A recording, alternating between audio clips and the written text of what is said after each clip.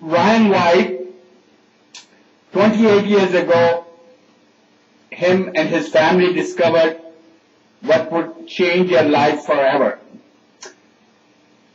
They found out that Ryan had HIV/AIDS. He was born with hemophilia that required regular transfusions, and it was through those transfusions that Ryan contracted HIV. This was early in the epidemic of HIV. There was absolute ignorance. I don't think we have changed much. There was absolute stupidity. I would argue we haven't changed much. And in fact, we're acting more stupid because we know a lot more, but many of our speakers would talk about that stupidity, so I'll hold my tongue. That's hard, right? Now, Ryan's illness brought the worst out of many in the community, especially those in authority, those that are most important to a child, and that included the school system and the church he attended. Ryan became the ultimate face of the disease, and the suffering became a picture of prejudice every person with HIV faced at that time and continues to face in a modified way even today. And Elton, in his book, Love is the Cure, writes about Ryan's family and his mother, and these are his words, says, I fell in love with the whites right away. I fell in love with the whites right away. Despite all the suffering, Ryan remained upbeat.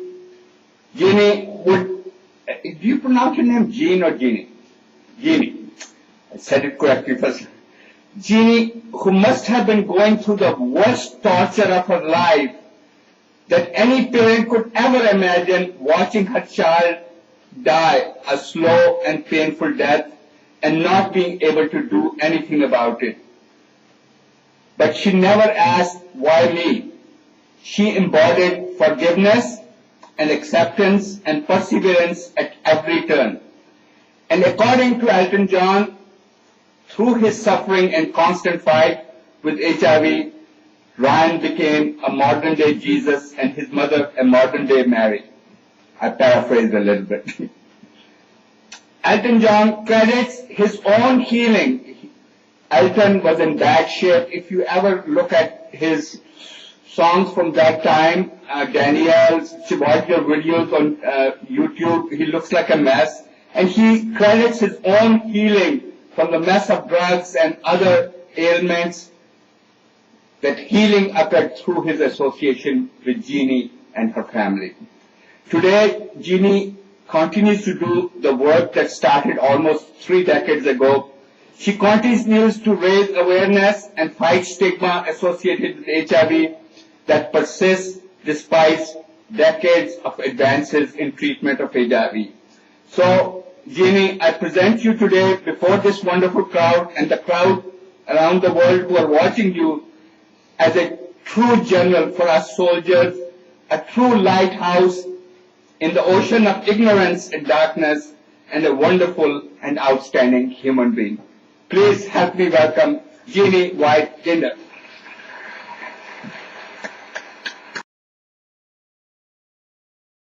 Thank you very much for having me.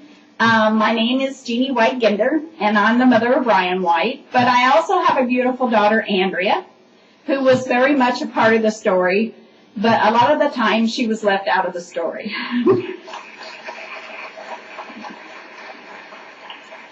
I'm just a mom.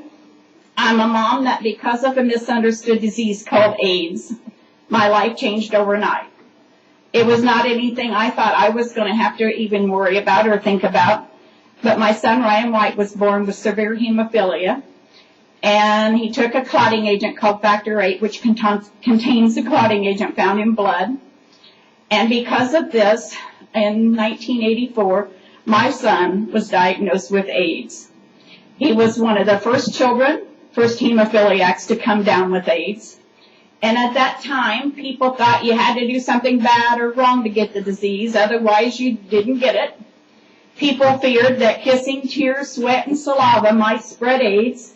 People would say, well, the whites have a dog. What about fleas? What about mosquitoes? We think AIDS might be transmitted that way. So people were very, very scared. And there wasn't a lot of information even in print on AIDS at that time. My son, Ryan White, was diagnosed with a T-cell count of 25. It never got any higher than 25, but he lived 5.5 years. They told me he would only live 3 to 6 months, but he was a fighter. He was a fighter that wanted to live. And when Ryan was first diagnosed, he had pneumonia in both lungs. He came home, how it all started was he came home from school one day, and he said, Mom, you got to do something. He said, I can't even get off the school bus without being tired. He said, we had to run a lap today at school, and the teacher got real upset because I couldn't finish. He said, Mom, I don't understand what's wrong with me. A few days later, the 103, 104 fever started. They put him in the hospital, and he was diagnosed with pneumonia in both lungs. They kept coming in and pounding on his chest and saying, Ryan, if you want to get better, you've got to cough that stuff up.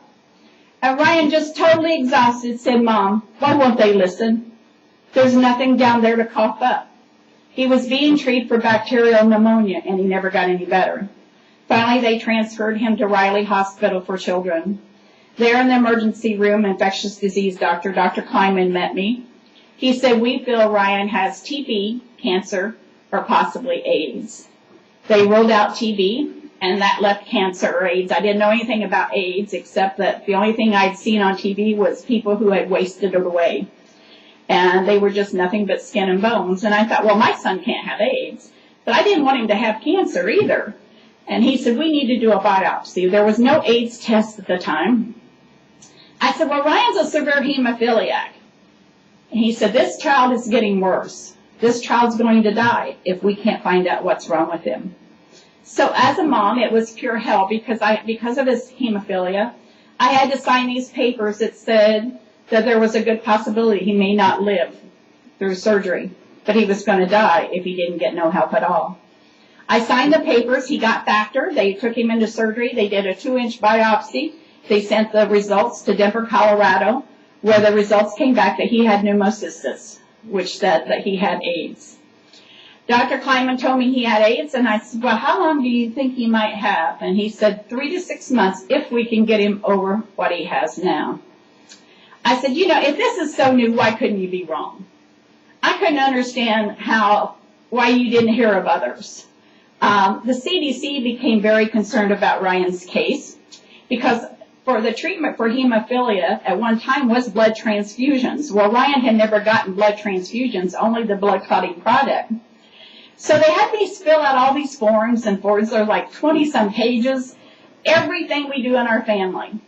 And I said, you know, this is really scaring me. I said, we're a real affectionate family. I said, we hug, we kiss, we share drinks. And they assured me back in 1984 that no family member had ever come down with AIDS, so I had nothing to worry about. But I soon found out that hardly anybody knew anything about AIDS. All of a sudden, the gowns, gloves, and masks started appearing at the hospital. All these certain nurses was always taking care of Ryan because what had happened is they started educating the nurses and asked for volunteers to take care of Ryan. So it was very confusing, but not seeing everything at first. People say, why did you go public? Well, we didn't go public, but I really kind of didn't know not to either. I didn't think to lie to people. Two people from the church came down to see him, and they were praying over Ryan, and they asked me what was wrong, and I said, well, you know, they say he has AIDS, but I think they're going to find out it's something else.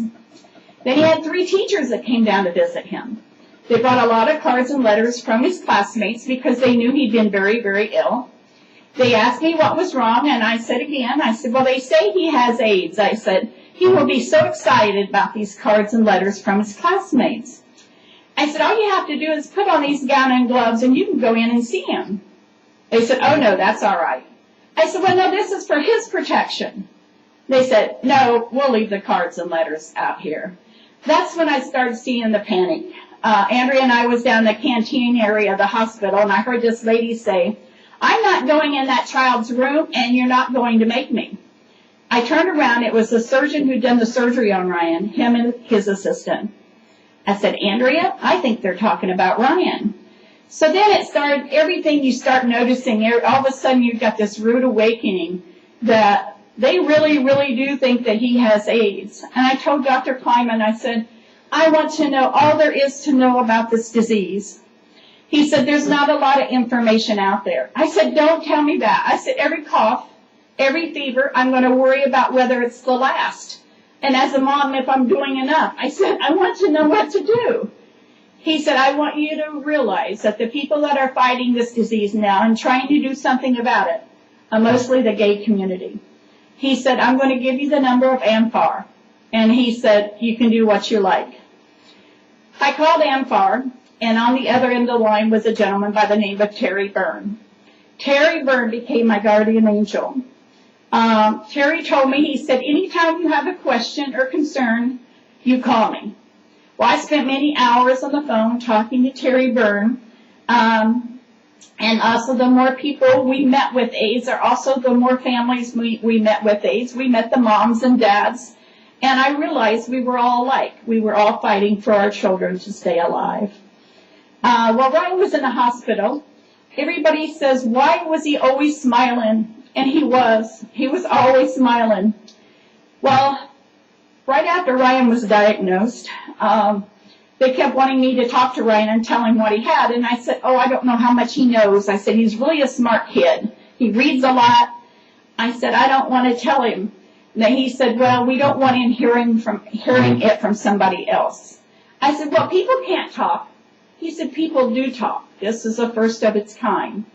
He said, you know, just think about it. So it was the day after Christmas. And I didn't know what I was going to say. The minister was down. My daughter was there. The doctor was there. And I said, Ryan, you know you've been really sick? And he said, yes. And I said, well, they say you have AIDS. He said, am I going to die? I said, well, we're all going to die someday. We just don't know when. He said, let's just pretend I don't have it. I said, Ryan, we can't really do that because we have to take precautions to keep you from getting sick. My daughter, Andrea, she says, Mom, that's not what he means. Ryan says, see, Mom, she knows me better than you. He said, I just don't want every time somebody enters a room to talk like poor Ryan, he's dying. He said, I just want to go ahead and go on with my life, okay? He said, does Laura know? And I said, your nurse? He said, yes, does Laura know? Well, he had read where people with AIDS could not get people to take care of them. And so I saw this young boy mature so fast it was unreal. A few days later, I went into his room and he said, Mom, stay here on the bed. One minute. He had gotten all these tubes off. He had like tubes in his legs and everything because he was so skinny and they had a hard time finding veins to put factor in and to do everything. He goes, stay here on the bed. And I said, what's the matter? He goes, nothing's the matter. He said, Mom, the Lord just came and spoke to me. I said, what? He said, Mom, the Lord just came and spoke to me. And I said, what did he say? He said, he told me I had nothing to fear, that I was going to be taken care of. Well, to me, that meant a miracle. I was going to get a miracle. But I said, well, what did he look like? He said, he sure didn't look like that picture at home on my wall. And I said, Ryan, you sure it wasn't a doctor or nurse dressed in a white coat, you know, or anything? He said, no, Mom. But there was he was so secure in everything about his from that day forward. Every night he said, thank you, Lord, for another day. Just exactly in that tone.